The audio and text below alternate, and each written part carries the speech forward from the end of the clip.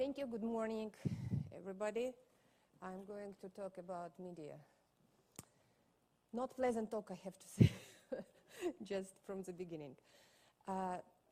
So just to show you the picture quickly, I would offer you to go together quickly through the experiences of local media in Armenia and Azerbaijan, starting from early 90s. Actually, when everything started, when the first independent media started after Soviet Union broke apart, and first national and nationalistic movements started as well, were launched in both countries. So let's see together what stories were and have been reported on both sides, why it has been done this particular way, what the consequences are, and what still can be done by media to improve the prospects for future. So let's start from early 90s, so the beginning. And summarizing the ideas that were popular in local media, and I have to say that it was first independent media in the modern history of both countries. Summarizing, I would say that it was portraying Armenians as victims, with all the details, mainly, I say. In their turn, Azerbaijani media, so it was mainly about focusing on international nature of Azerbaijani people and nationalistic nature of Armenian people, with all the details follow it. Reading media of that period, I don't have time now to go through different publications to support the view, and but it's very easy to see, even going through titles of the newspapers mainly, because it's very difficult to be back to televisions. The archive hasn't survived mainly. So it's very easy to see how the images of victim and aggressor, vice versa in both countries, were drawn. And it was launched in both countries by media very much, and media was very effective in enhancing the images. Just a short note about the period. So most Azerbaijani media in that period, as well as Armenian media, they supported their then presidents and governments. And for instance, in Azerbaijan, I am basing now on researches done by respected organizations in both countries for the period. So they were able to find in that period, in early 90s, in Azerbaijan media, only one publication which was against the view of the then authority. And because the rest of the media, they were calling to continue the fight for Karabakh until victory is ours. So they discovered one dissenting voice. It was the Social Democratic Party's newspaper, Istiglal. It was in summer 1992, and the newspaper published an article entitled "Time to Stop." And it was in the period when Azerbaijan was celebrating several victories. So nobody paid attention, though, I have to say, and the Azerbaijani victories were soon followed by heavy losses. As for Armenian media, the researchers were not able to find even one publication or something that was against the view of the authority. But altogether, of course, the hawkish horse of media in Armenia was exactly the same as in Azerbaijan, just absolutely the same. So time passed, so 10, 15 years after ceasefire of 1994. So since then, the problem is still there, but media has faced several new challenges that further limited the potential for development of professional independent journalism in both countries. So those challenges are lean resources, and still are, but now I'm talking about mainly period 10, 15 years after the ceasefire, but undeveloped distribution networks, self-censorship, and in some cases harassment, and it becomes even worse currently, and especially in Azerbaijan. Media in the entire region in that period, including Georgia and North Caucasus as well, have had to exist in a dramatically deteriorating political climate. So let me provide a few examples, and much easier than to talk about it, provide a few examples what could be read in newspapers on both sides. or watched on TV in two countries. Again, the period like 10, 15 years after the ceasefire. So, and it's, yes, it's just a picture. It's Stepanakert. It's the very beginning of protests. So I won't be reading. You can do it yourself. I will be just clicking one after another, and I put it examples, very common from Armenian and Azerbaijani media.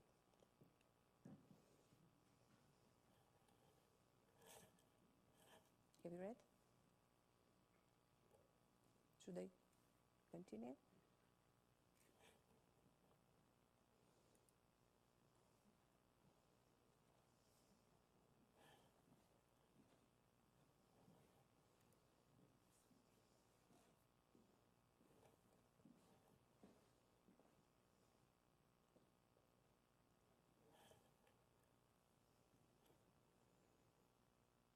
Sorry, independence.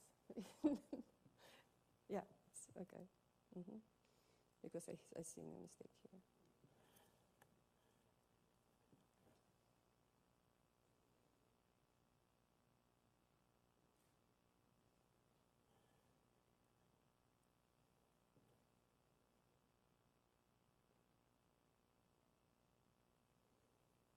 Now two quotations, very, very particular ones. It's interesting that almost at the same time,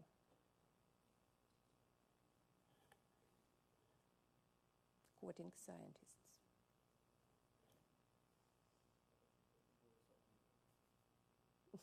Just because I had to pick up, because I have maybe hundreds of examples, but somehow it happened. I try to illustrate the same topics.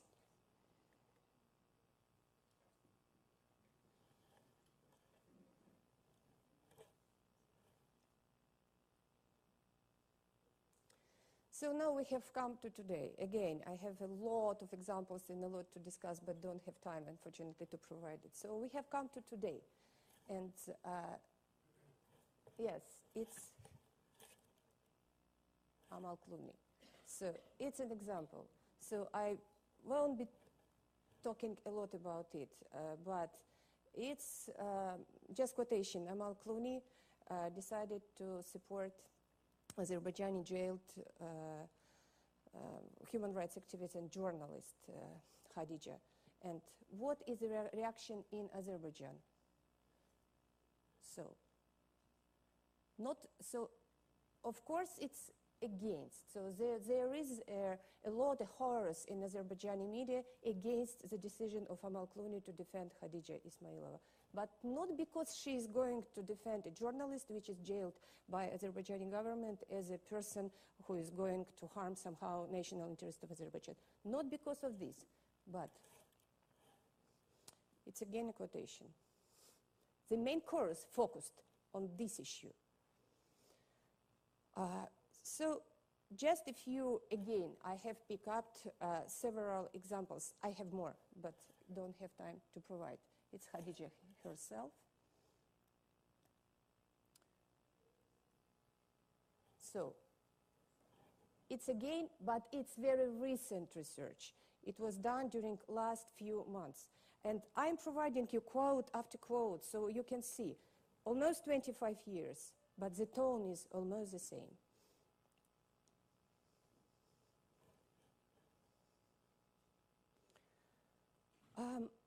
One more, it's really, media today is used by both countries as guns, as real guns, weapons in fighting each other. And one of the guns that media uses, it's using Western media.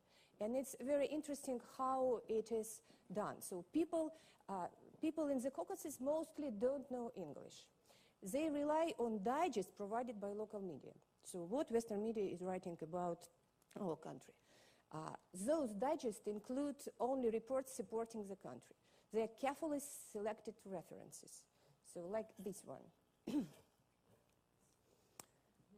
There have been cases when local media outlets were just pulling out some quotes, not just publications, but quotes from publications, from the article published in well-known, like here, Western newspaper, while skipping the undesirable facts and opinions. Also, one more gun, it's in information war, it's citing Western officials, presidents or very important officials from different international structures. Again, citing them using only those quotes. So it's not lying. It's very difficult to say that media is lying. It's not lie, because you can say, yes, it was said, but something else was said as well, but never provided. So here was said a lot about Sarsank water reservoir. So you already understand what is it, so I was going to explain a bit, but I'm not going to explain. I just will show you a photo of this. So what is happening in the last couple of weeks in both media on both sides? It's almost a real war, I have to say. So one of the most violent I have seen in the last couple of years. Because I'm following the media just very closely for many, many years. So examples. Again, from both media, just in general. So the tone in general is. One more.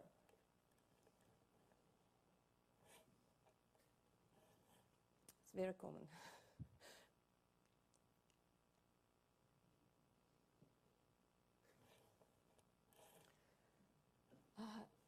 Why it happens? So it's information war continues, and I tried when researchers checked in early 90s and could not find even one publication that would be against the opinion of local authorities. I tried to do the very simple thing. I just in like mainstream media in Azerbaijan, websites, and mainstream media in Armenia, I just put in search line the word Armenia for Azerbaijani media outlets and Azerbaijan for Armenian media outlets, and just was going through titles that I got. Believe me, I could not find even one neutral, I don't say about positive, neutral title or publication. And it's now after 25 years. I have to congratulate media on both sides. They just are not doing their job. So it's the problem. So why it happens? For me, it's the biggest restriction for journalists on both sides and editors. It's patriotism, which is understood, unfortunately, mainly as nationalism and not patriotism. So discourse on the processes, it's mainly reflection in media. It's mainly their understanding of national interests, while media would have to focus on news and information provided from other sides, but not on national interest. So any possible concessions remain one of the most taboo subjects in local media in both countries. As a result, in both countries, societies are deprived of objective information. Unfortunately, it's a sentence, I have to say, on the content, directions of the negotiations to resolve the conflicts, possible opportunities, so which in turn precludes any meaningful public participations in the peace process. So public demand, how there could be public demand if public just have no information about what really happening in the field. So the Caucasus is a deeply divided region. Georgia the same and other parts. Its past has many layers. Events which it's one more reason why it happens this way in media. So events which are of huge significance to one side are unacknowledged or denied by the other side. In media, again. And often two such events simply cannot coexist in the mirroring narratives of the conflict. When I'm reading media on both sides, I can see it so clearly. It's why sometimes the picture drawn by media becomes ridiculous, as both countries' media just blame other side for the horrible actions. It never mentions there has been a train coming from the opposite direction, with very similar facts and accusations. The history of the Karabakh War and post-war situation is full of such moments. So communities are wounded by the silence. They can't produce any meaningful participation. So silence of those who have dispossessed and destroyed them. Sometimes, in turn, they find themselves required to be quiet about other moments in history when they have become the dispossessors. So as in the former cases, silence considered a crime. So unfortunately, it's it's a reality. Do I have a few minutes? Okay. So I wanted to mention such important part of, I would say, modern media. It's civil reporting. So it's blogs, Facebook, and which becomes very important addition to professional traditional media. And there is a commonly accepted view that now in our age of the internet, reporting on conflict wars will never again be the same. Because this has resulted, now I'm quoting some discussion, from people now being able to communicate directly at a distance across the front line. I would not like to argue, but I have to. And I have a very nice example from the war of 2008, when I could see how it worked really in even worse in blogs, Facebook, and etc. than in real media. So unfortunately, I would consider the optimism in regard to civil reporting overestimated. So I'll tell you why. Because people are widely accustomed to use the social internet networks like YouTube, Facebook, and others, skewing by interests. In case of the Caucasus, very often by ethnicity. If any my Caucasus colleagues, they will go through France, they will find like 80, 90%, they will be with particular last names, which means from your own society. So often it's like main interest to be on Facebook and to discuss the issues. It's mainly to scuffle with those with opposite views. And the wars in Facebook, for instance, they're much more worse than those that are happening in real media. So unfortunately, the internet is too often not as effective in reaching the unconverted. Conclusion. The recent media coverage showed that the strength of ethno-nationalistic political parties has remained unbroken. In spite of the massive amounts of foreign donations that had already been invested into anti-nationalistic programs, including direct support for the media for dozens of years. And it's even strange sometimes for me, because in days of Karabakh war, many journalists claimed, and it was true, that they could not reach information from other side. It was impossible.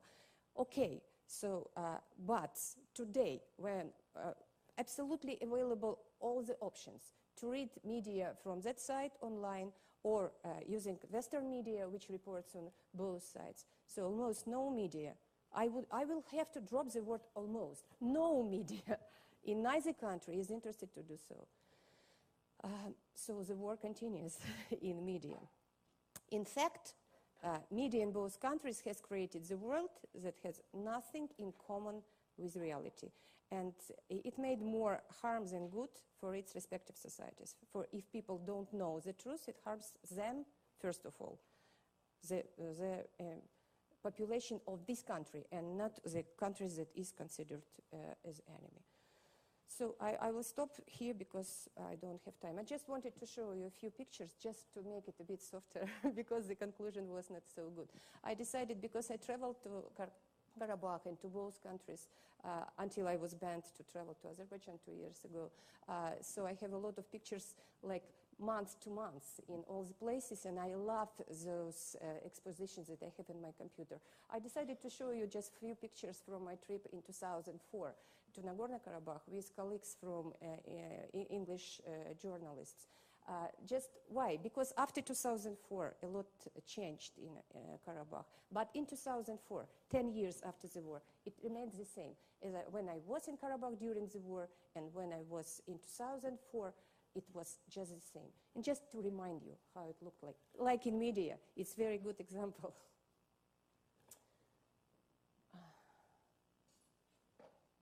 It's from the car. It's really beautiful place, amazing one. So it's a local policeman which was staying at borderline and was interrogating us for maybe 2 hours, but then became so friendly. It is how we saw Stepanakert and Shusha. Занято, it says occupied, and it was so common, and during, by the way, Georgian-Abkhaz War and South Ossetian War as well. So Boyeviks, they would choose for themselves very nice house and would write there Занято, occupied, for themselves. But in this case, it's a very particular photograph, because only those gates stay. Behind the gate, nothing, everything was destroyed. But the gate still stayed with the title Занято. So we were using it for many years as an example that nobody could earn anything from such events.